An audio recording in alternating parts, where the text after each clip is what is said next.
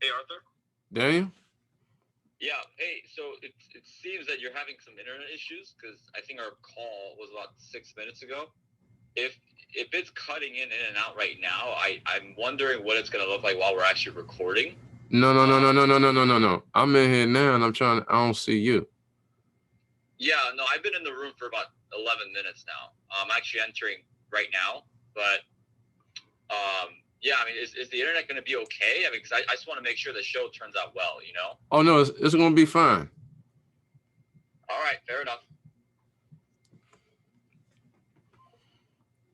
Good afternoon, everyone. Don't forget to subscribe to my YouTube channel. I'm going to be joined by successful real estate investor. His name is Daniel Kwak. So stay tuned.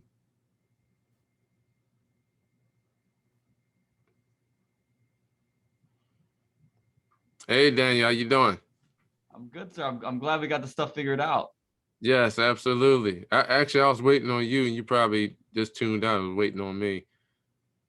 Yeah, give me 1 second. Let me turn my camera on. Good.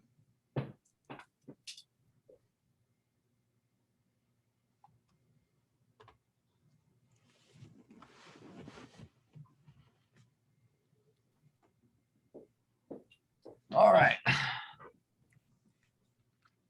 Oh yeah, there you go. That's much better.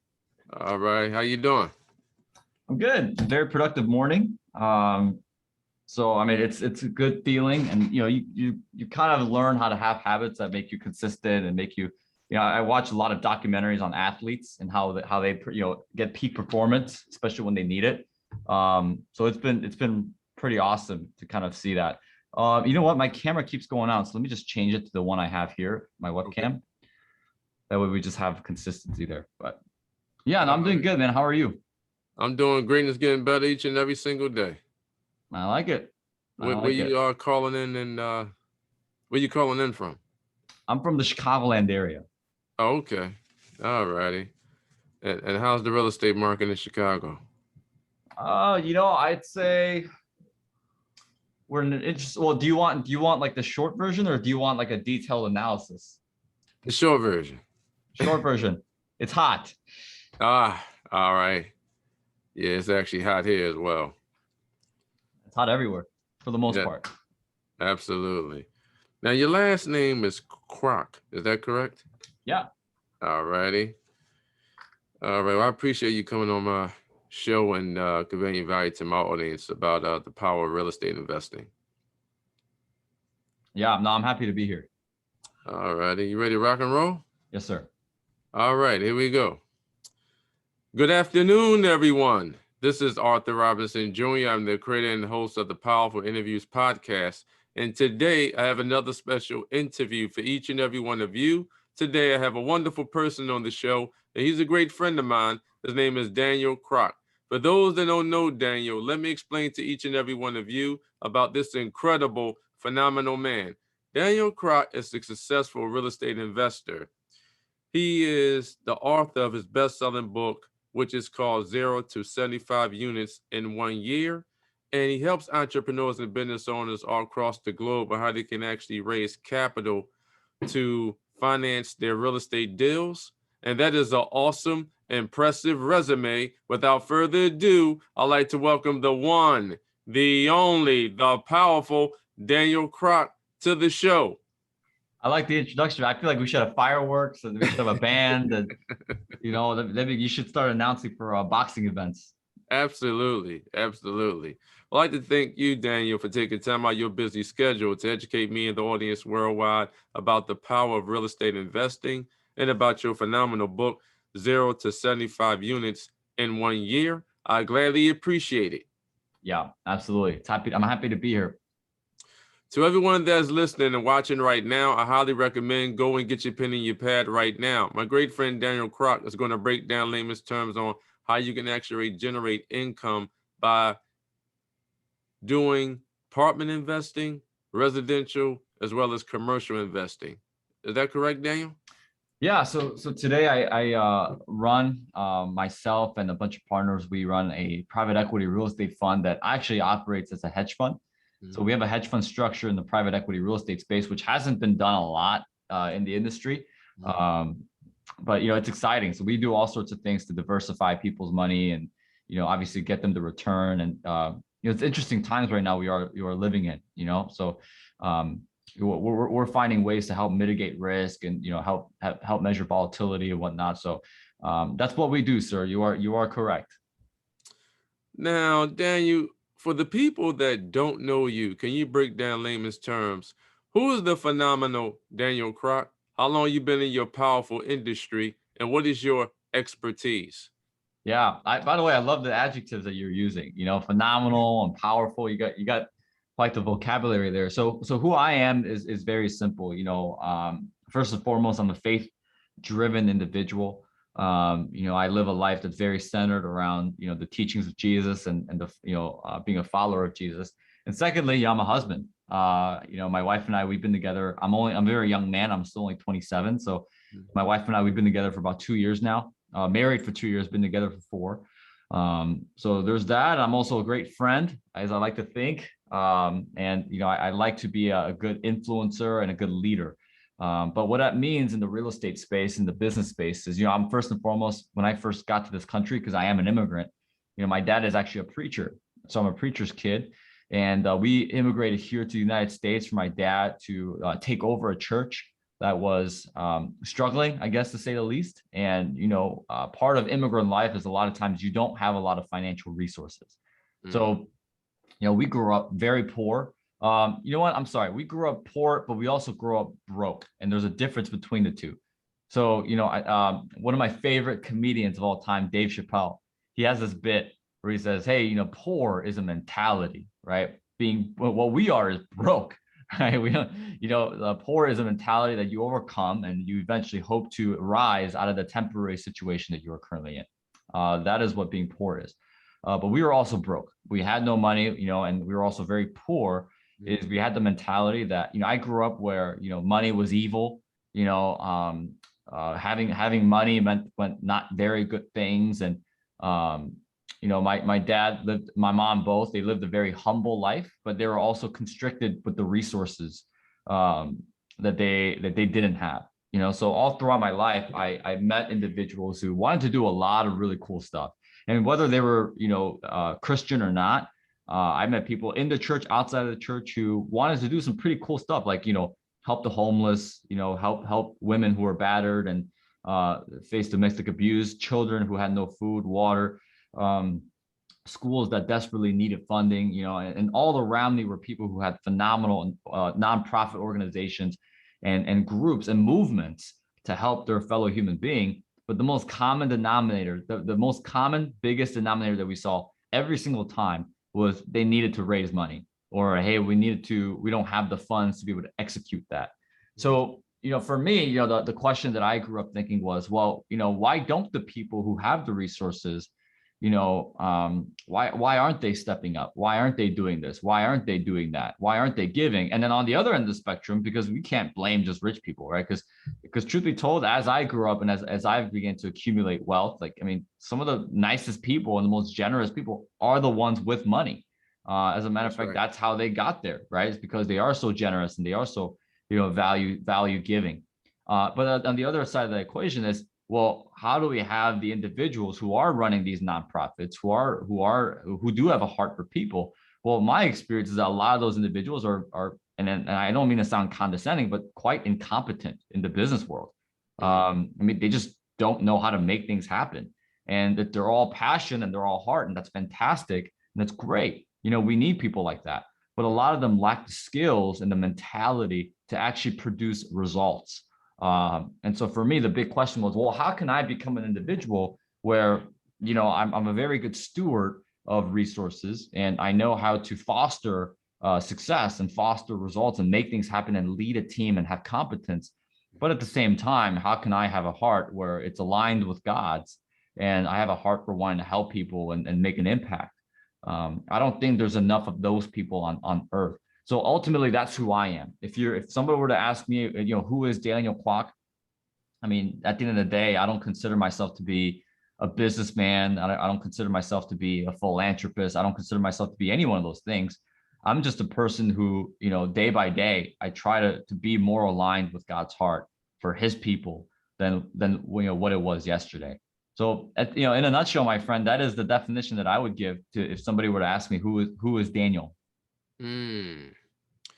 Now, you grew up poor, but you basically overcame all of your, obstacles from your humble beginnings to where you and your brother is today. And you mentioned that powerful word, money. Let's have a conversation about money. Now, I know money is not value. Money is just a facilitator to do transactions. Can you explain to the audience, how would you define money? Yeah. So money is one of those things where everybody thinks they know what it is. But people have no concept of what it is. First and foremost, it has very little value if you really think about it.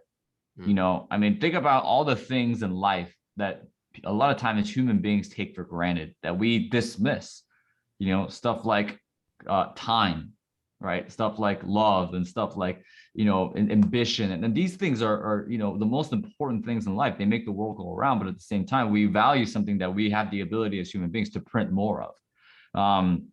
So I'll start with this definition. So people don't know this, but money is actually the second most frequent topic that Jesus talked about. And, first and foremost, it was the kingdom of God. And by the way, I understand a lot of people who watch the show are not religious, not faith, but, this is who I am. These are the teachings of a man that I follow very closely. But, Jesus, the guy who everybody says is lovey-dovey and, died for our sins. And he's all about, the second most thing he talked about was money. Was because if you really think about it, what money can do is it can make yourself be a god, right? Because think about what God represents. In my life, God represents security. God represents, love. God represents, passion. And he represents all these great things. Well, think about what money can offer you. Can money offer you security? Absolutely it can, right? Think about it. If you're a billionaire and you have $1 billion sitting in your bank account, you probably feel more secure than any person on the planet because you have the means to be able to buy the nicest cars, buy the nicest houses, get the finest foods, meet the best people. Think about a man like, Mark Zuckerberg or Elon Musk. Think about the people they have in their network that they have access to. They could probably call any president of any country and they'll pick up right away. If anything, the president of the United States is probably more excited to meet somebody like an Elon Musk than Elon Musk is excited to meet the president of the United States, right? So, for a lot of things, that's what, people perceive money to be. But here's what I would remind people. In the ability to get something done, there are 4 currencies in life to be able to produce anything or get anything done for that matter. There's time, there's people, there's knowledge, and the last thing on the list is money. If you want to get something done, there's time, people, knowledge, and money. I would actually argue that money is in the lowest part of that list in terms of being able to get something done.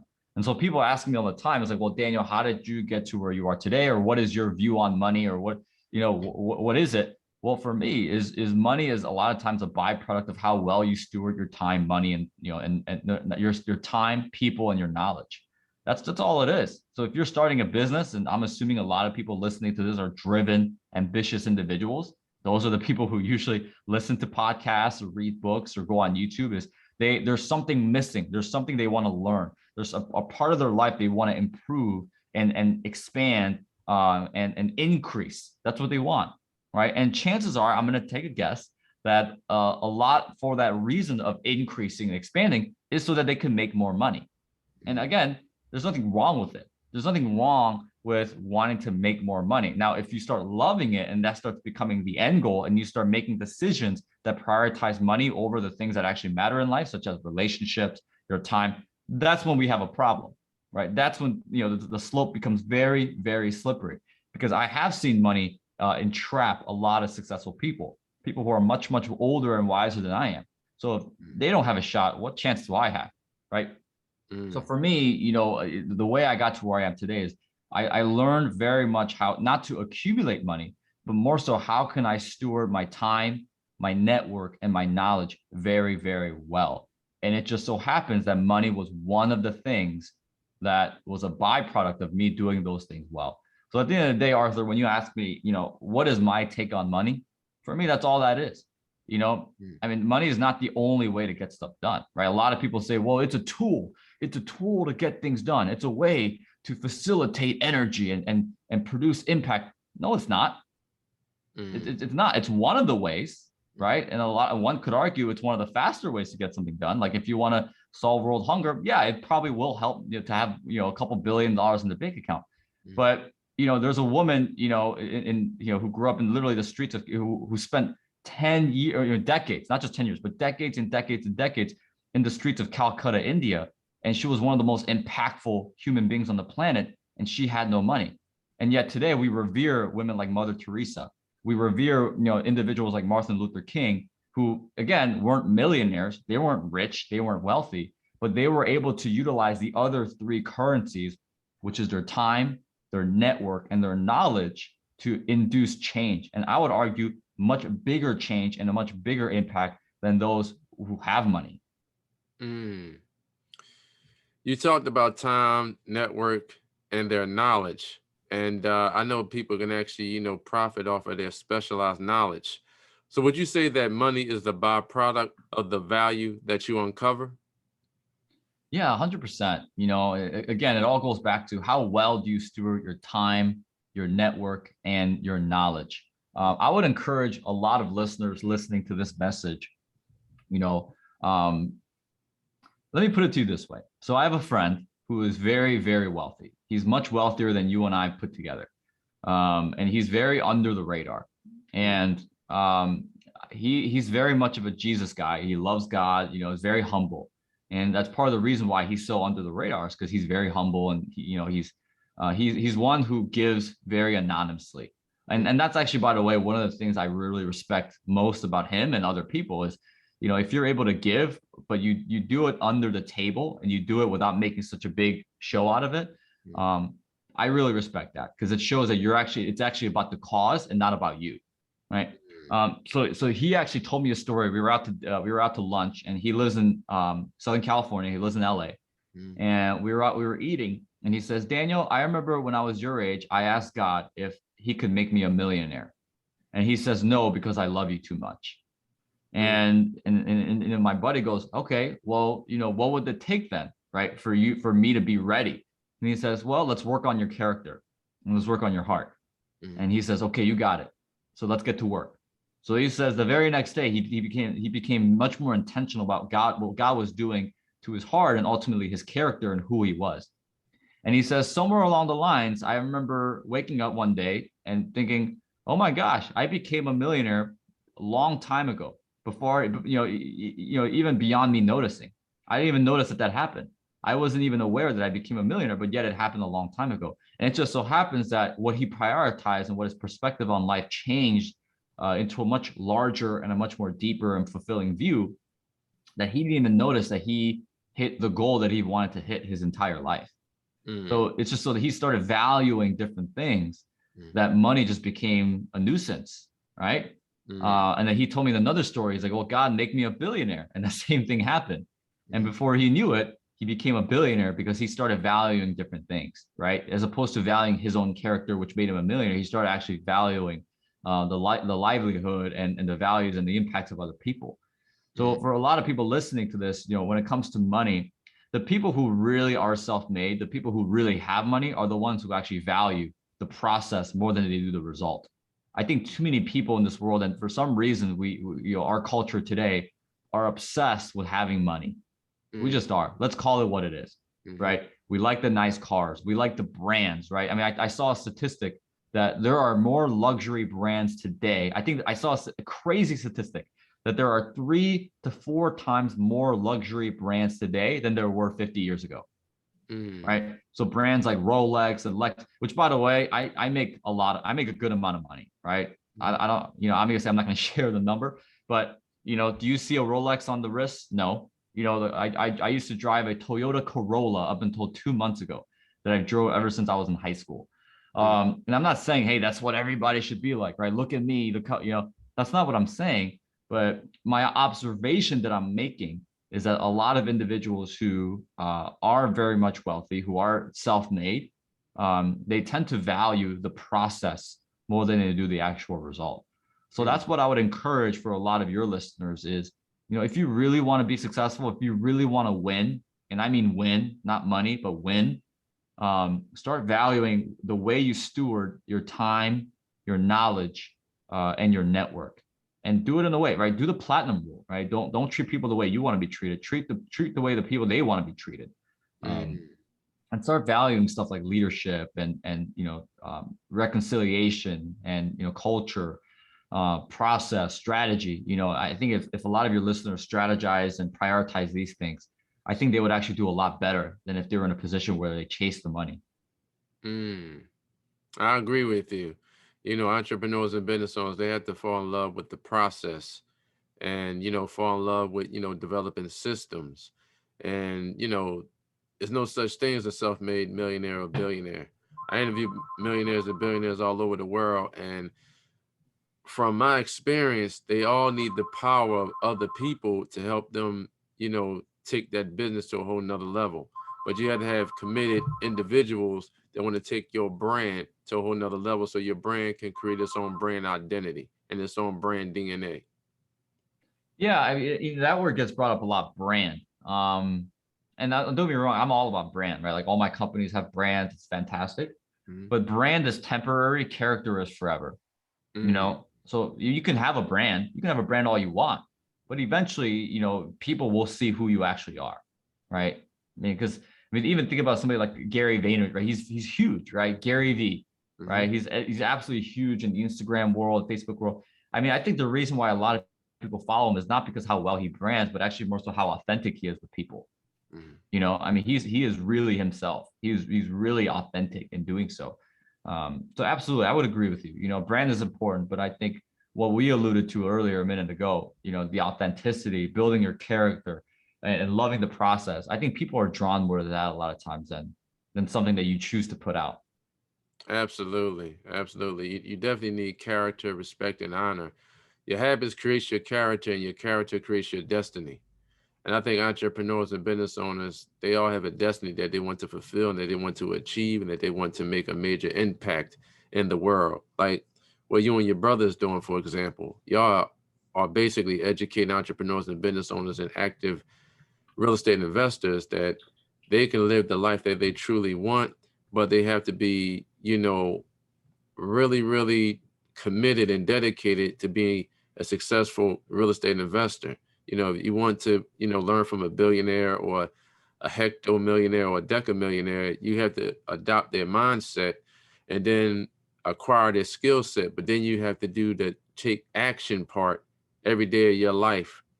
And then once you find something that's going to work for you and that's going to succeed, then you just, create a system around that and then have the right people that's going to help you build that dream and, flourish it to a whole nother level.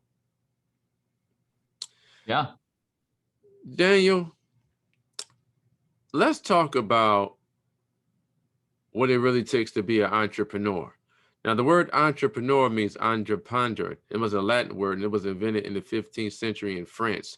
And a gentleman by the name of John Baptist, he invented the word, and over 300 years later, that word still exists, which is entrepreneur.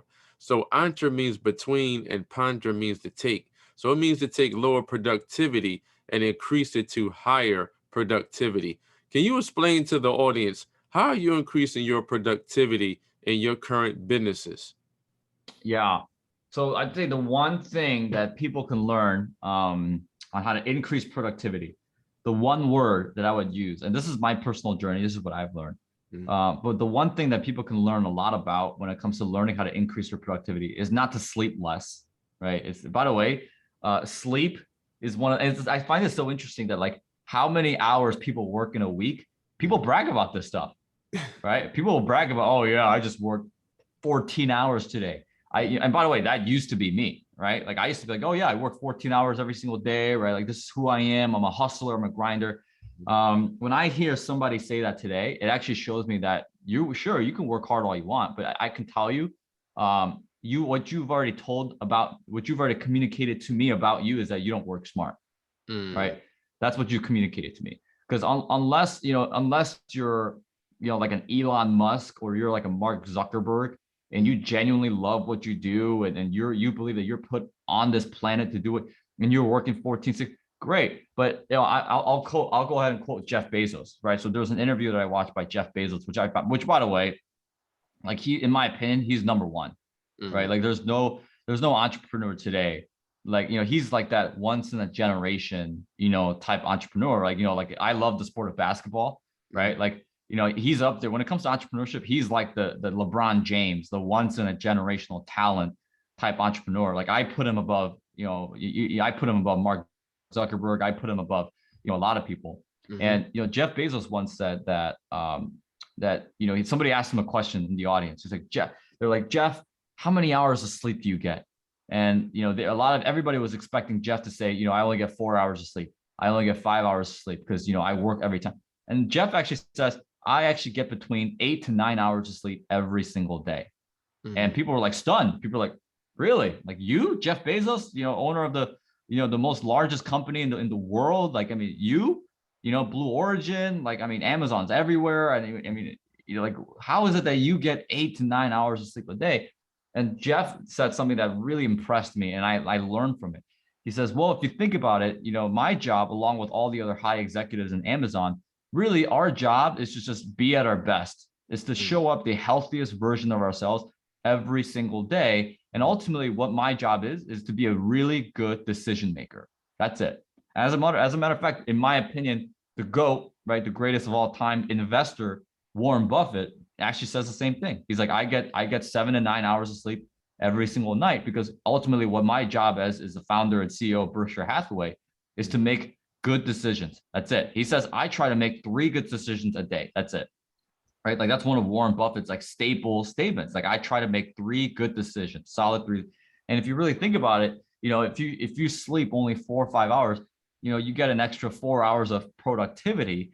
But at the end of the day, the decisions that you're making as an entrepreneur are actually very poor.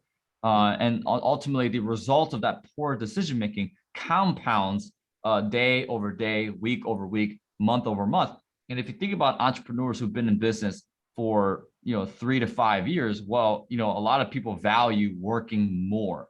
Well, guess what? 96% of businesses fail within the first 5 years. Does the ideology that everybody is thinking, does that work? No, I don't think so. Right. So if you're an entrepreneur, I'd say, hey, working 8 hours a day or working 10 hours or whatever you have available to you, just make sure that it's smart. Right. So when it comes to increasing productivity, that's first and foremost. You got to learn how to rest. Most people don't know how to rest. Learn what it actually means to rest for you. And does that mean, sleeping an extra hour? Well, not really. I don't find sleep, or I don't find that to be the most restful. If anything, I find going to the gym be more restful than just laying in bed on my phone. I actually find that to be more restful. So, for one, to increase your productivity, learn the value of rest. I actually tell people have 1 day a week where, I call it my Shabbat, which is my Sabbath. Have 1 day a week where you just spend time reflecting, going on a walk or working out, whatever that makes you feel restful and recharged, do that. And in regards to going back, in terms of the one word that I would actually learn to be more productive, that word, my friend, is leadership, right? It's not delegation, right? Because you got to keep in mind, managers know how to delegate, but leaders lead.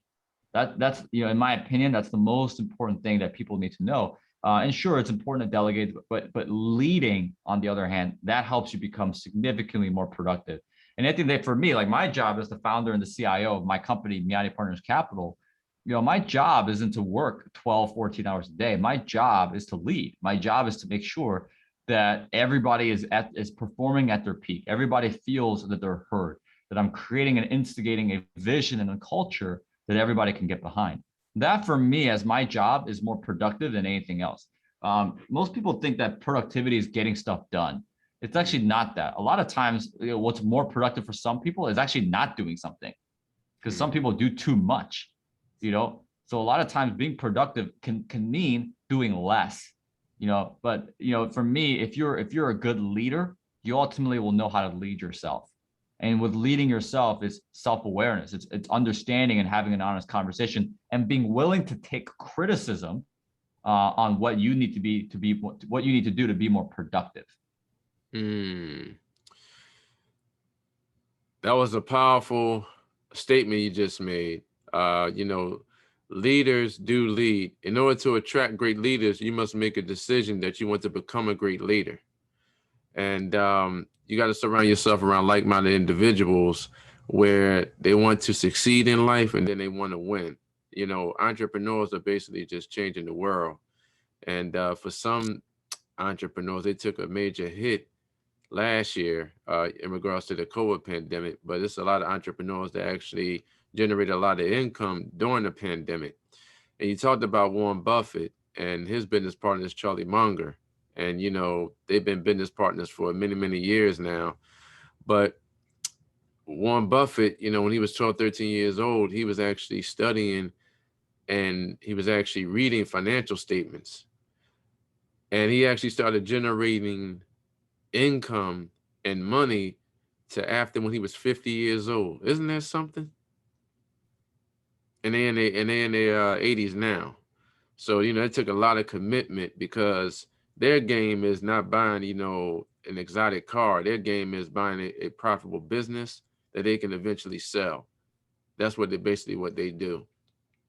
So when you can add a lot of tremendous value into the world and people can gravitate towards that value, you're going to, you know, generate a lot of income in the process, but then you're going to put smiles on people's faces because happy customers are loyal customers. They keep coming back to you, wanting your products or your services.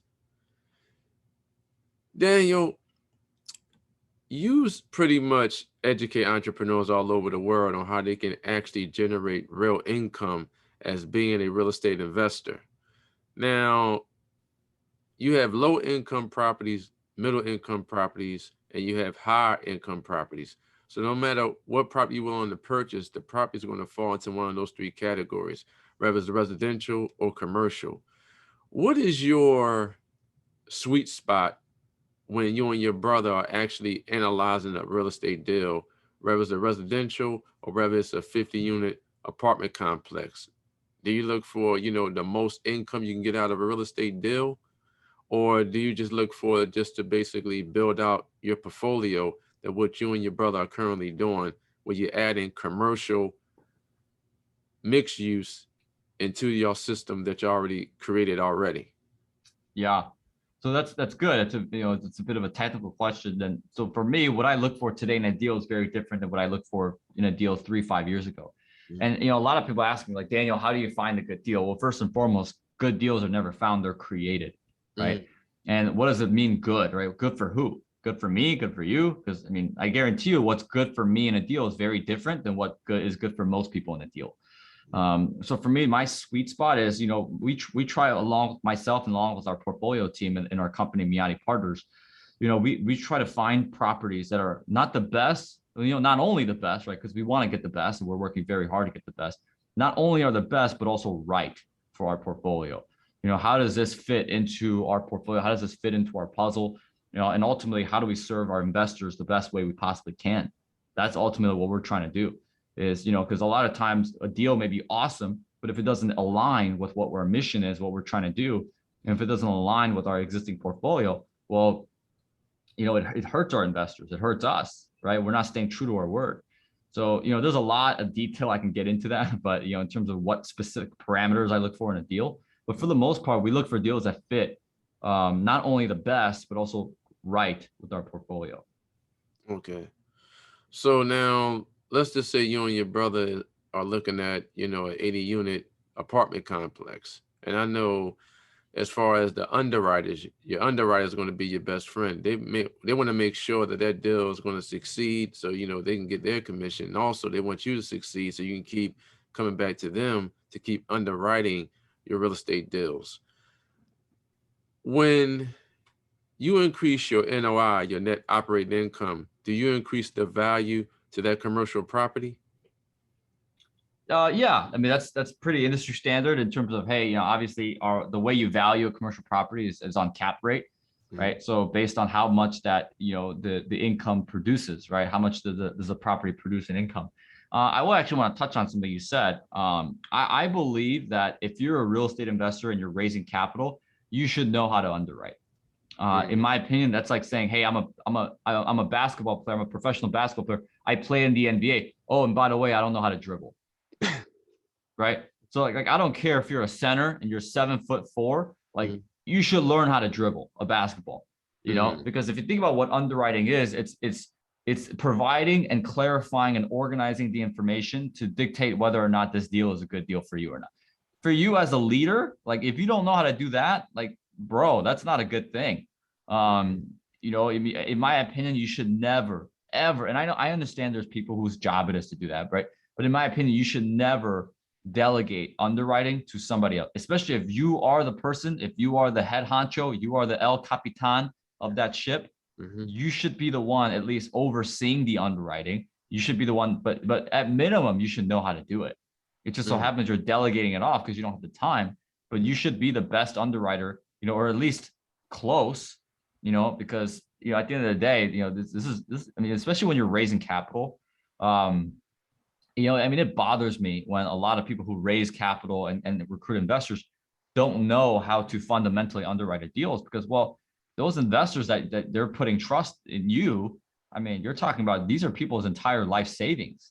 You know, I mean, these are people who work 20, 30 years to get what they have, and they're handing it off to you, and you don't even know how to analyze the deal. Like, in my opinion, that's pretty embarrassing.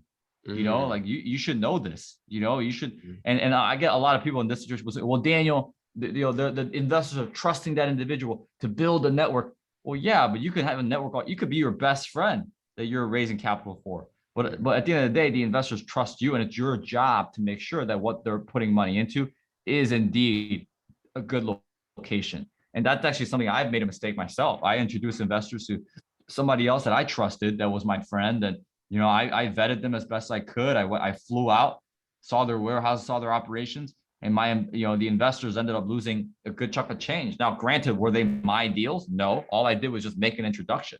You know, am I responsible for these things? Sure, right? Because I'm the one that introduced that relationship to that individual. So do I feel responsible? 100%. Should I? Probably not, right? Because my name wasn't on any of the deals. It's not my deal. It's, you know, all I did was make, and ultimately it was the investor's decision to put their money in. But at the end of the day, you know, in terms of underwriting, if you're an aspiring real estate entrepreneur, you should learn how to underwrite transaction. Like that is a no ifs, no buts, right? No ands, no nothing.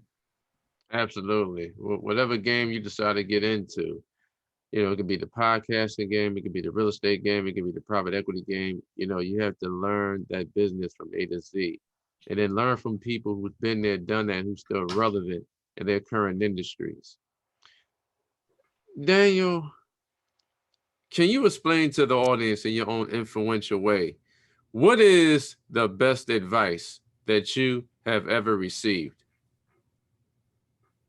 That's a good question. I get a lot of really great advice.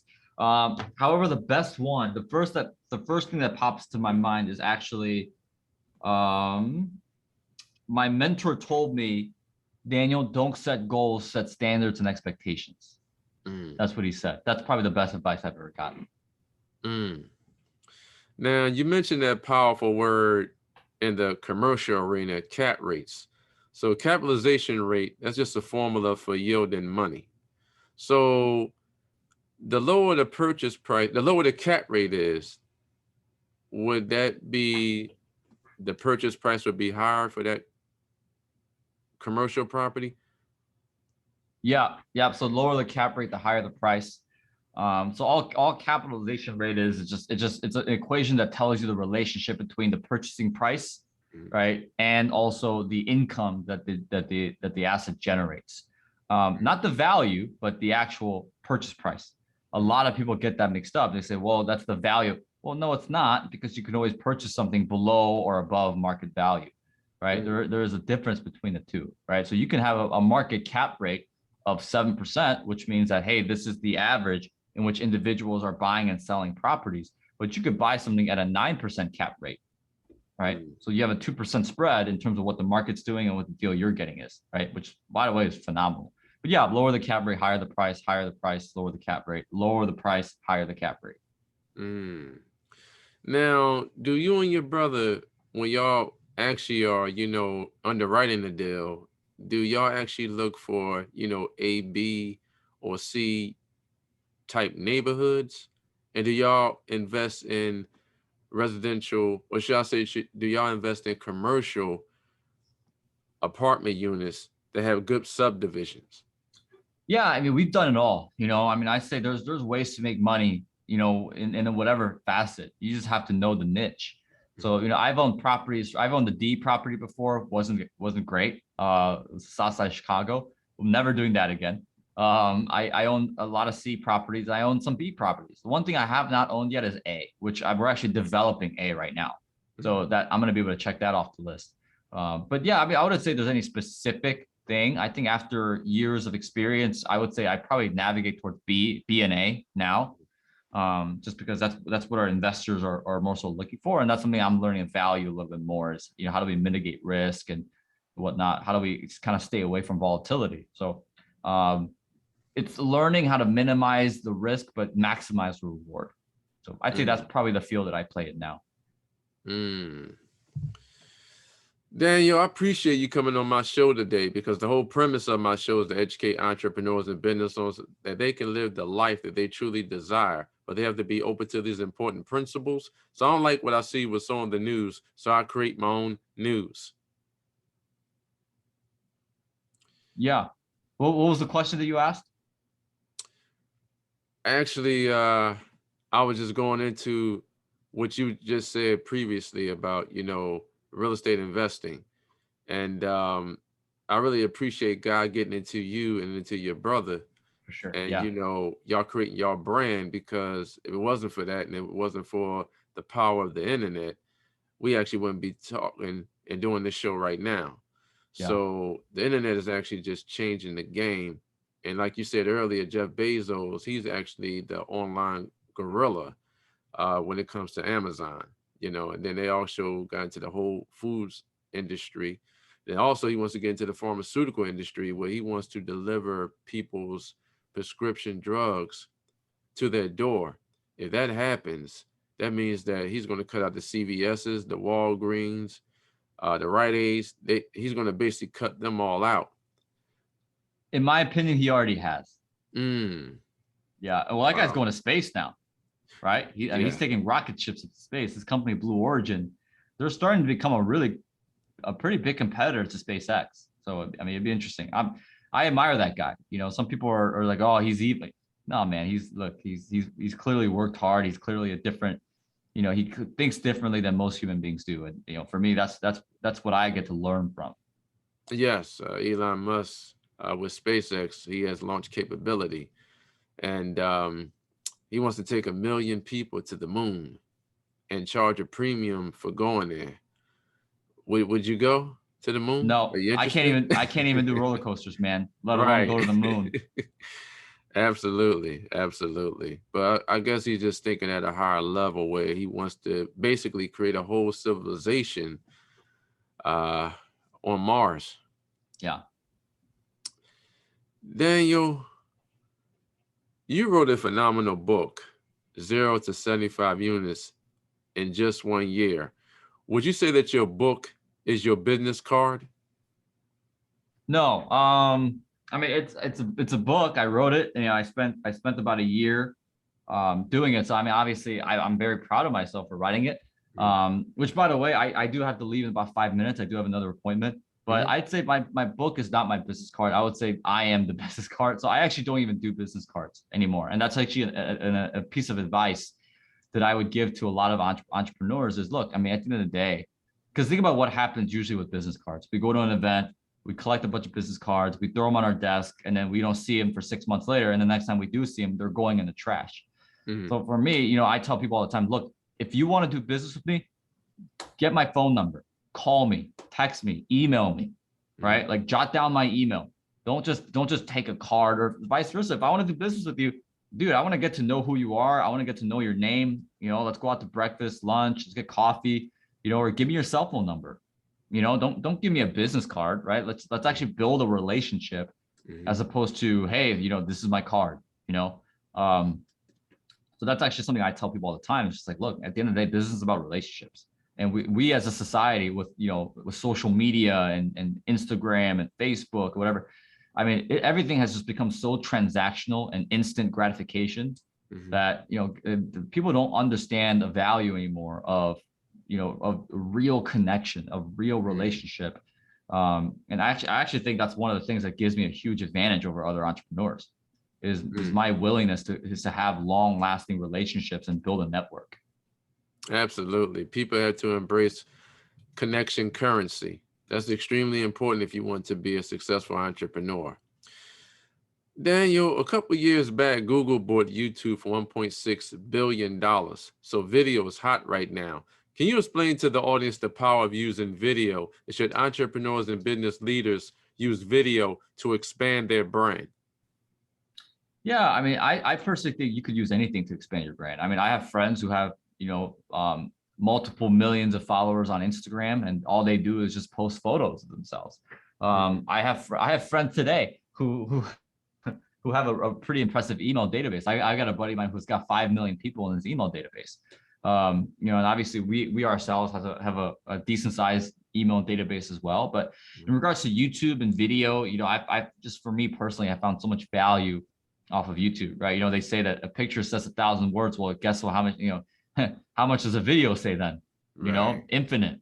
So I always say it is a valuable thing, but I wouldn't tell entrepreneurs, hey, video is the only way. I'd say find your niche, find something that you're really good in. People love podcasting. I mean, you are a podcaster. I like being a YouTuber. Some people write, blog articles. They write white papers. They post photos. I mean, some people like the face-to-face. I've got a real estate meetup that I'm hosting tonight. Every other Tuesday. So there's absolutely multiple avenues to have people find you. So absolutely. And I interview powerful people all over the world, and I had the real Brad Lee on my platform, and I see that you was on his show as well. How did that relationship all come about, and how did the phenomenal Daniel Kwak landed on the Dropping Bombs podcast? Yeah, so that happened about a year ago. I love Brad. That guy he's an authentic guy, and I love his drive and his passion for his business and his life. And I should say hi to him sometime. I should give him a call and see what he's up to. But no, he's a great guy, and we actually got connected through a mutual friend. One of his close friends and producers direct messaged me on Instagram asking me to be on, and I get asked to do a lot of shows. So for me, I actually didn't find out how big his show was. I mean, I think he's got, 2 million listeners or something like that. I didn't know how big his show was until like a week before my wife and I flew to Vegas, because he was like, hey, I like to have people face to face. And it's like, I respect that. Let's go ahead. I'll make a trip out of it with my wife. We stayed at the Aria Resort, and we had a good time. We went and saw a couple of shows, and and I was on the podcast, and I didn't realize this, but he has quite a bit of followers. So yes, he does. For me, the way I see it is, whether it's his show, whether it's your show, whether it's, somebody who's 19 years old and they only have 5 listeners, there's always an opportunity to share what God has given to me, give based on what God has given to me. So with that note, I'm going to go ahead and dip. Thank you for having me on, sir. I appreciate you, we're going to stay connected. So thank you so much, my friend. Thank you. And before you sign off, can you explain to the audience exactly where they can find you and your social media handles? Yeah, I mean, if they want to come on our YouTube, check out our YouTube channel, the Kwak Brothers. Same thing with Instagram. It's the Kwak Brothers, KWAK. They can find us on there, and yeah. To everyone that's listening and watching right now, I highly recommend follow the phenomenal Daniel Kwak. You hear the passion that came through his voice on my show today. He broke down layman's terms about the power of building great relationships. And go to his website, thekwakbrothers.com. Him and his brother has phenomenal real estate content that could take your mindset and your business to a whole nother level. Knowledge is not power. The implementation of knowledge, that's what makes it become powerful. So to everyone that's listening and watching right now, remember that the strongest asset that each and every one of you have is your brain, and what you think about and what you take action on, that will become your reality, and your mentality creates your reality. May God bless each and every one of you, and bye for now. Thank you, Daniel. I really appreciate you coming on my platform. And don't forget to subscribe to my YouTube channel, Arthur Robinson Jr. That way y'all be well informed when I publish more successful interviews from millionaires and billionaires and hectomillionaires from all over the world. And my name is Arthur Robinson Jr. I'm the creator and host of the Powerful Interviews podcast show. And bye for now.